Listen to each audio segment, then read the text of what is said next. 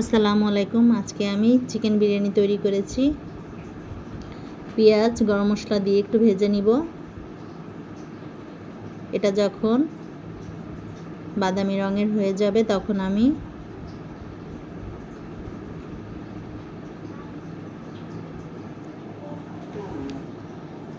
আলুটা ভেজে নিব। এটা আমি বিরিয়ানিতে দিব। এটা বাদামি কালার হয়ে আসছে, বাদামি কালার হয়ে গেছে। এখানে আমি রসুন বাটা, আদা বাটা এক চামচ করে দিয়েছি, লবণ স্বাদ মতো। ভালো করে কষিয়ে নিতে হবে।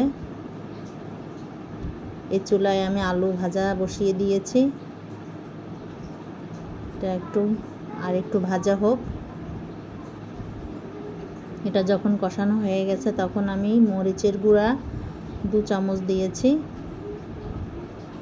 আর এখানে বিরিয়ানির মশলাটা দিয়ে দিয়েছি রাঁধুনির। আপনি অন্যটাও দিতে পারেন, অন্য কোম্পানিরটাও দিতে পারেন।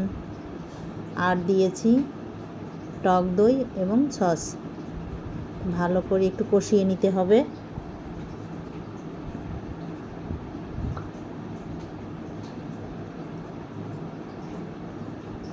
ভালো করে মাখাতে হবে। এটা যখন কষানো হয়ে যাবে তখন এর ভিতরে একটু পানি দিতে হবে, অল্প একটু পানি, যাতে মশলাটা পুড়ে না যায়। মশলাটা সুন্দর করে আমার কষাতে হবে। এটা যখন কষানো হয়ে যাবে তখন আমি এখানে মাংস দিয়ে দিব।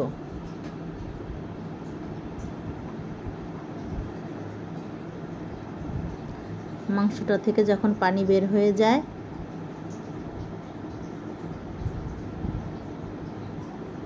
ওটা আমি ঢেকে রেখেছি। এই চুলায় আমি পোলাও বসিয়ে দিয়েছি। পোলাওর চাল আমি বাদামি রঙের করে ফেলবো। বেরেস্তা দিয়ে চালটা দিয়ে দেব।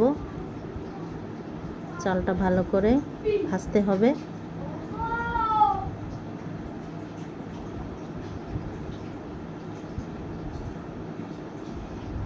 চালটা যখন ভাজা হয়ে যাবে তখন তিন কৌটো চালে আমি ছ কৌটা পানি দেব।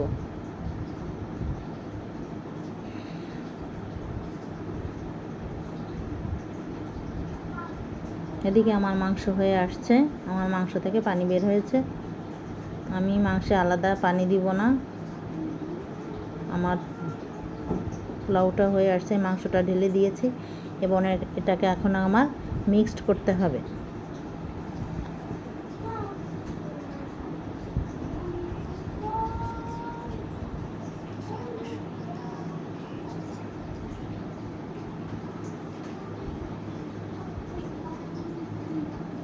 দেখুন আমার বিরিয়ানিটা কালারটা কেমন আসছে।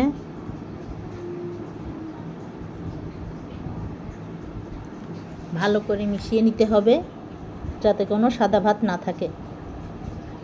ভালো করে দেখে মিশিয়ে নিতে হবে। দেখুন